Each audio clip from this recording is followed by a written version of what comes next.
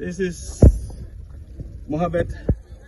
His teammate calls him Marshall, and now they call him Bellingham, the Gambian Bellingham. So watch out, Gambia, the future player for Real Madrid from Medina United. Nice one. Okay.